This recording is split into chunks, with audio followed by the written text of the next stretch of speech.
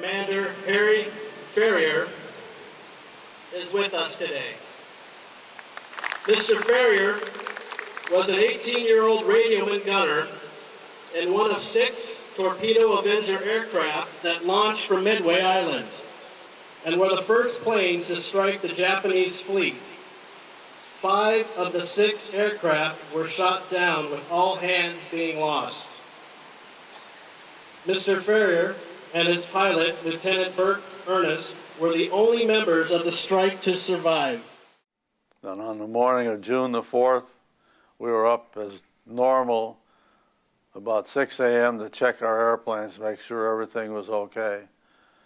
And a Marine officer climbed up on the wing of the airplane and talked to the pilot and told him that a Japanese force had been sighted at a distance of 150 miles west from Midway.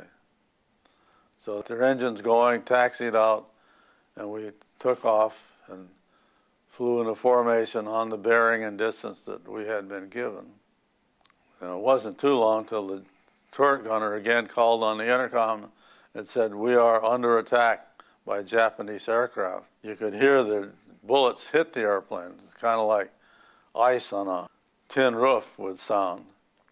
And then I heard the turret gunner firing his gun a couple of times. And then he stopped.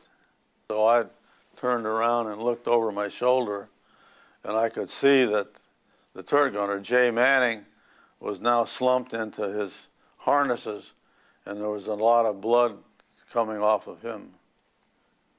Then for me, the next thing, put my hand up and could feel a part of my skull which had been opened up, and quite a bit of blood was pouring down over my gun and me. And then he kept flying on toward Midway. Then he's got himself lined up with a runway using the control system that he still had available to him.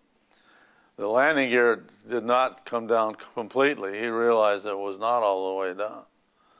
But at the right time, he took the power off, and as soon as the one good wheel was on the runway, the airplane ground looped off of the runway onto the sand.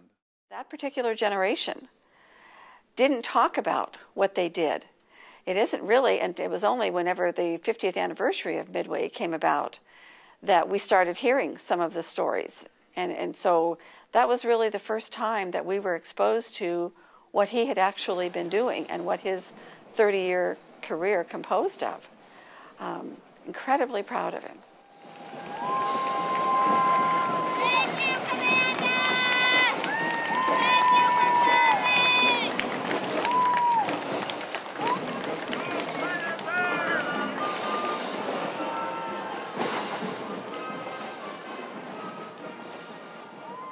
It's hard to believe that the educated, honest people really think that's the way to settle things, is to go out killing each other. That doesn't make a whole lot of sense.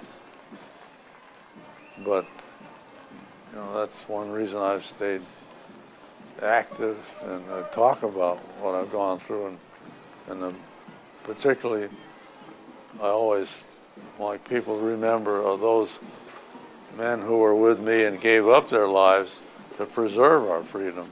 I feel blessed that we're in a position to be with him when he shares his story and when he tells all of the various things that he did. And what you heard is just the tip of the iceberg of what he achieved. I wouldn't trade what we'd had as we grew up in our childhood, and I wouldn't trade it for anything. I'm very, very proud of my dad.